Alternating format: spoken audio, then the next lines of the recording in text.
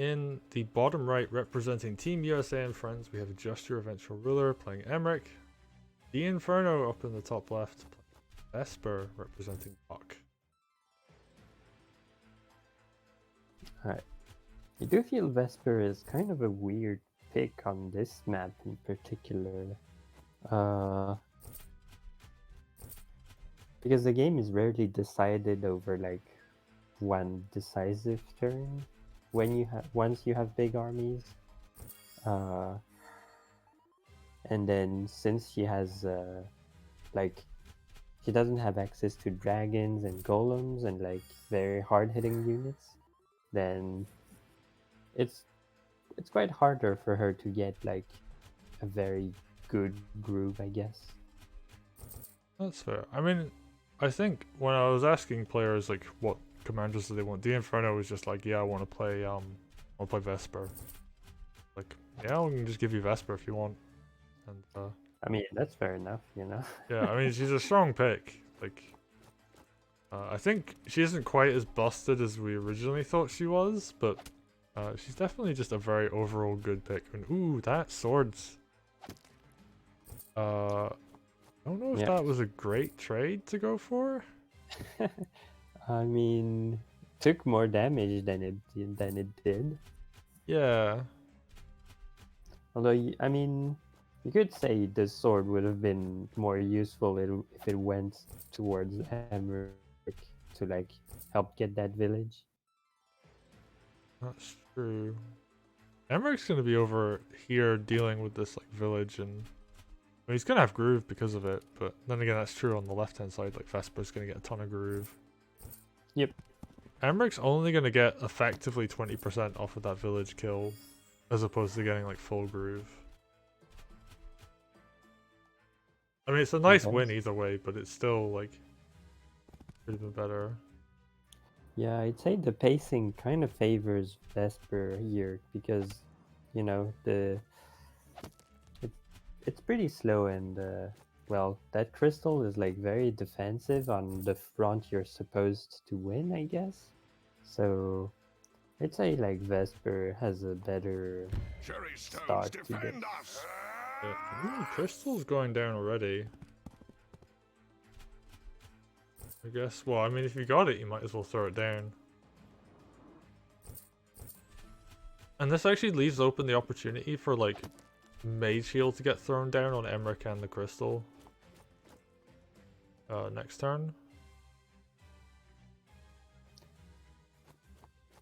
That's what we're gonna do. She's gonna hit a village. She's gonna be pretty close to having groove actually, and I think this was Dinferno's plan, right? It's just I'm gonna get groove like pretty early, and then yeah, Dinferno going in really here, like exposing mages. Not sure if how that's gonna turn out because that might be dangerous. Yeah, but it's a mage on a forest, so yeah, I guess the mage lives, but it could have been like a little worse if the knight, for example, was used. Like both mages could have died. Oh, the mage lives after taking 2 sword hits. Yep. That is not ideal for Just Your Eventual Ruler. Yeah, definitely could have optimized this turn a little more. Yeah, I feel like that knight could have been killed by a sword, and like the full health knight could have killed the mage in the forest, but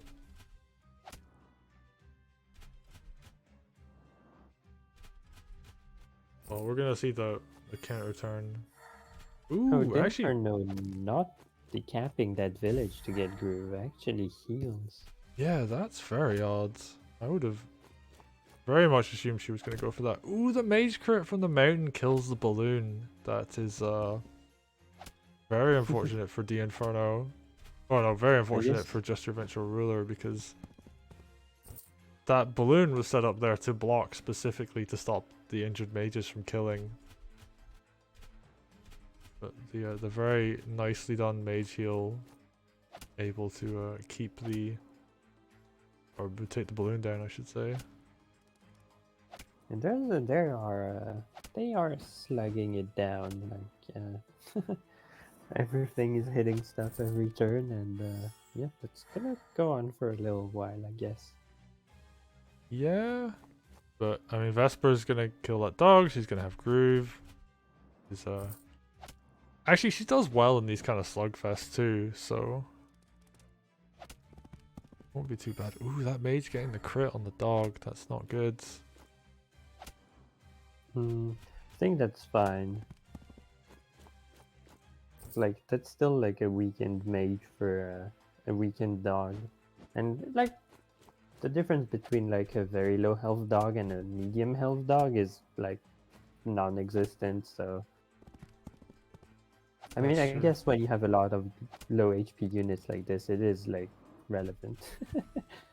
Yeah, although actually, yeah, because like the harpy lived from taking that mage hit, and it would have gone down otherwise. Oh, that spear really going for that Emeric crystal. Sadly, not to be. Actually, I don't think it had any chance of breaking it, but Yeah, and I don't think it's actually any useful unless something else hits it, because it would have died regardless.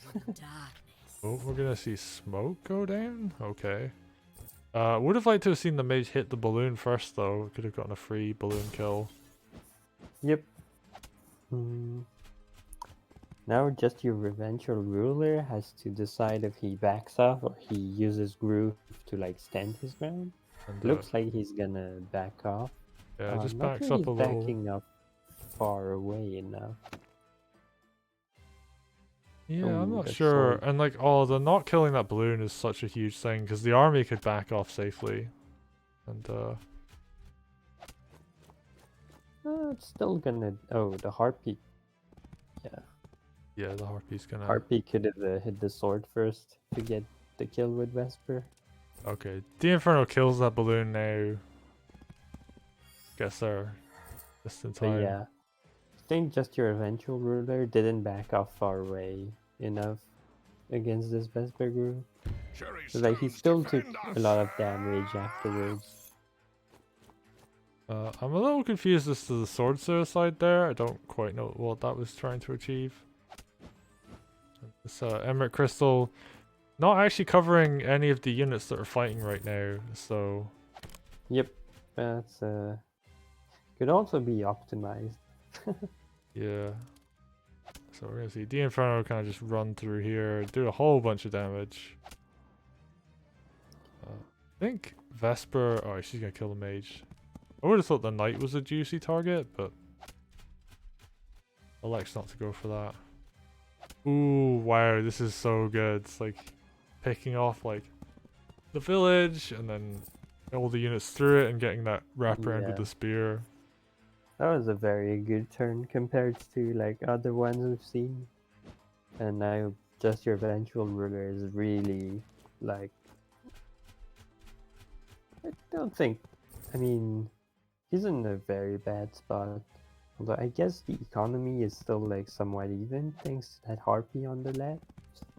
But tempo is definitely with Dinferno right now. Yeah. Although I guess he is now fighting inside the crystal. No, Harpy eventually goes down, so that was pretty nice there from him. Ooh, Knight picks off the spear, and there isn't that much spear left, so these knights are quite dangerous. There's a surround on Emeric here, which is not ideal. Oh, that mage lived on 1%, so the Witch Hex is going to have to be used to finish it off. Well, that's a lot of low health knights around. Crystal gets popped. Mage is going to go down. Might be a bit dangerous to have low health knights around your commander, but Dinferno not looking like he's gonna take the lethal. He's got like a huge lead at this point, so he doesn't really need to go for it. Yeah, it doesn't make sense to go for something really risky when you're still pretty safe. And yeah, we see Vesper has Groove again, so able to get a lot out of Vesper Groove this game.